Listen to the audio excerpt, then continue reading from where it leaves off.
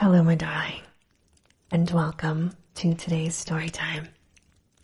If you like more family-friendly stories, please check out my other channel, Mother Goose ASMR.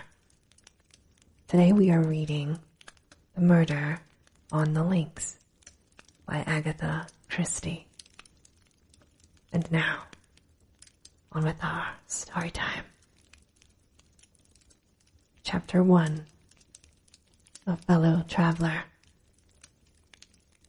I believe that a well-known anecdote exists to the effect that a young writer, determined to make the commencement of his story forcible and original enough to catch and rivet the attention of the most blasé of editors, penned the following sentence.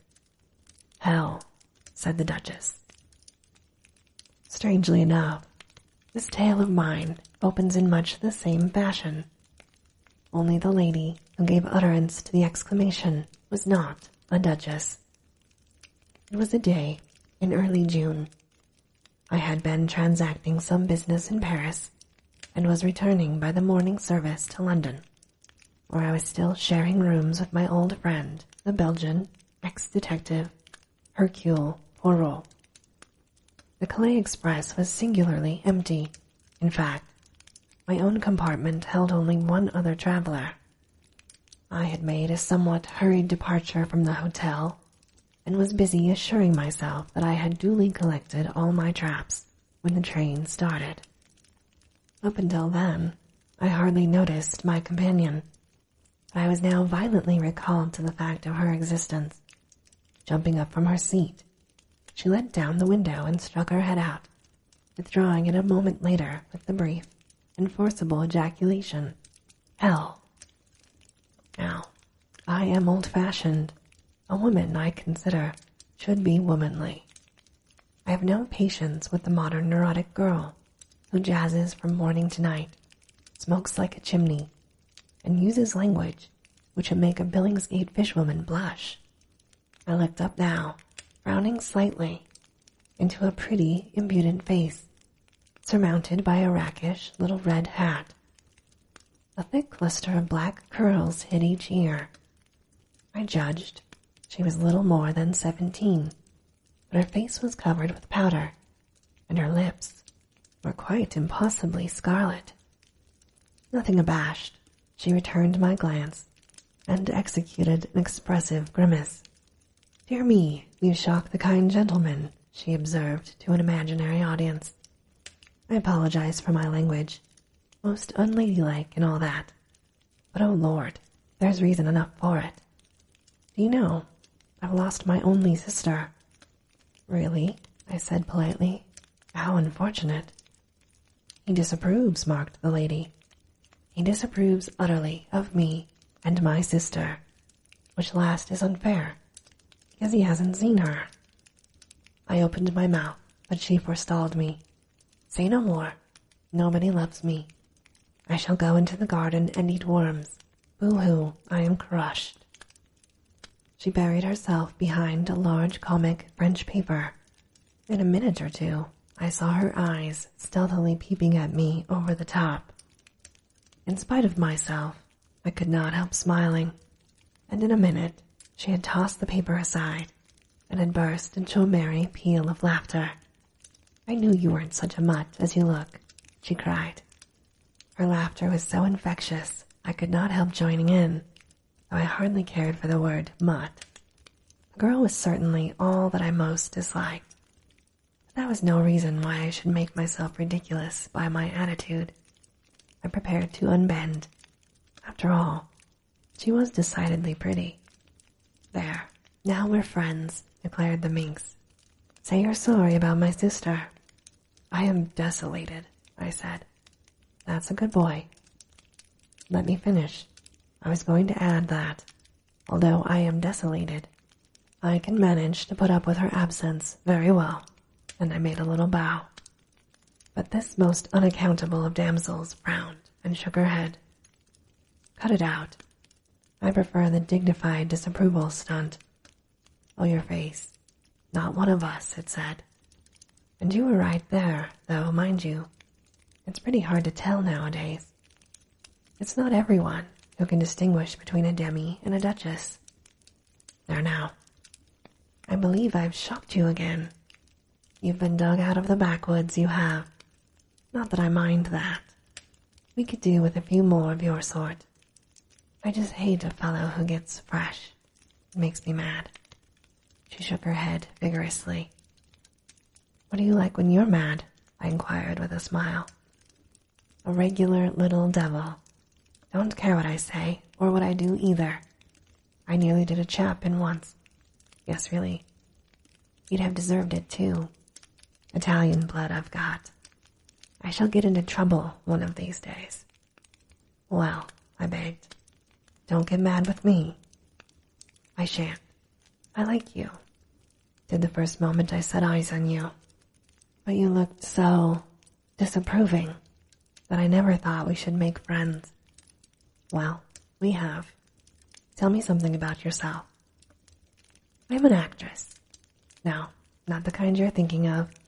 Lunching at the Savoy, covered with jewelry, and with their photograph in every paper saying how much they love Madame So-and-so's face cream. I've been on the boards since I was a kid of 6, tumbling. I beg your pardon, I said, puzzled. Haven't you seen child acrobats? Oh, I understand. I'm American-born, but I've spent most of my life in England, she said. We've got a show now. We? My sister and I.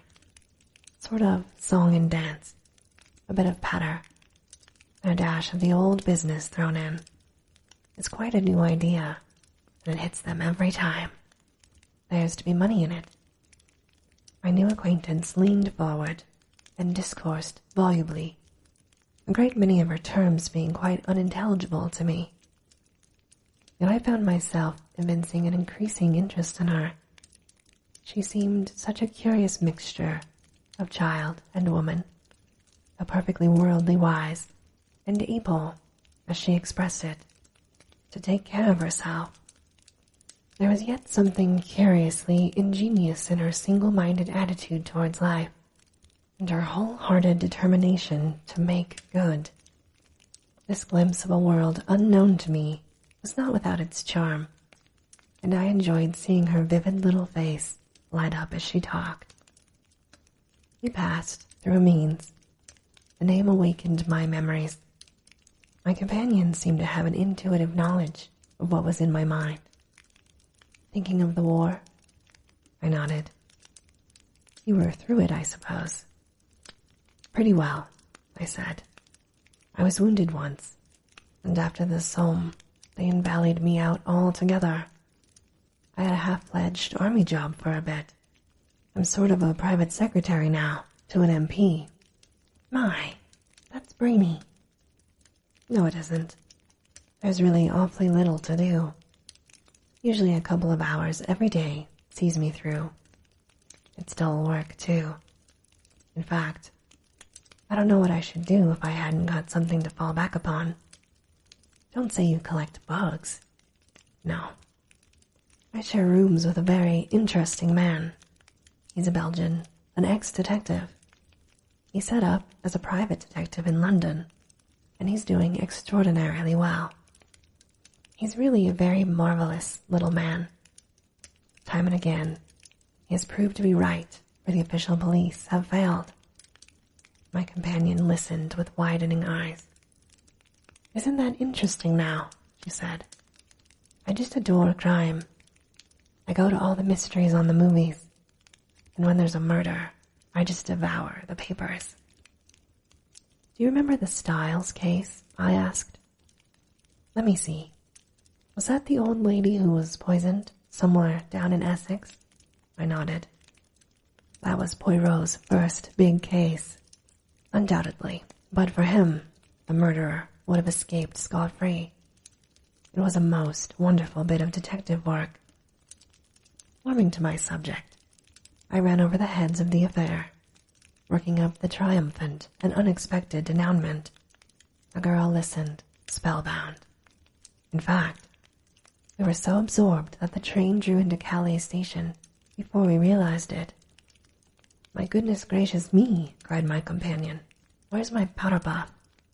She proceeded to bedaub her face liberally and then applied a stick of lip salve to her lips, observing the effect in a small pocket glass and betraying not the faintest sign of self-consciousness. I hesitated. I dare say it's cheeky on my part, but why do all of that sort of thing? The girl paused in her operations and stared at me with undisguised surprise. I said stammeringly, "It isn't as though you weren't so pretty that you could afford to do without it." "My dear boy," she said, "I've got to do it. All the girls do. Think I want to look like a little frump-up from the country?" She took one last look in the mirror, smiled approval, and put it in her vanity box away in her bag. "That's better. Keeping up appearances is a bit difficult, I grant. But if a girl respects herself, it's up to her not to let herself get slack." To this essentially moral sentiment I had no reply. The point of view makes a great difference. I secured a couple of porters, and we alighted on the platform. My companion held out her hand. "Goodbye, and I'll mind my language better in the future." "Oh, but surely you'll let me look after you on the boat." "Mayn't be on the boat. I've got to see whether that sister of mine got aboard after all anywhere, but thanks all the same." "Oh, but we're going to meet again, surely." I hesitated. I want to meet your sister." We both laughed. "That's real nice of you," she said. "I'll tell her what you say, but don't fancy we'll meet again. You've been very good to me on this journey, especially after I cheeked you as I did. But what your face expressed first thing is quite true. I'm not your kind, and that brings trouble. I know that well enough." Her voice changed. For a moment, all the light-hearted gaiety died out. It looked angry, revengeful. "So goodbye," she finished in a lighter tone. "Aren't you even going to tell me your name?" I cried as she turned away. She looked over her shoulder. A dimple appeared in each cheek. She was like a lovely picture by Greuze. "Cinderella," she said, and laughed. But little did I think when and how I should see Cinderella again. And this, my darling, ends our story time for today. As always, I hope that you have very sweet and creepy dreams.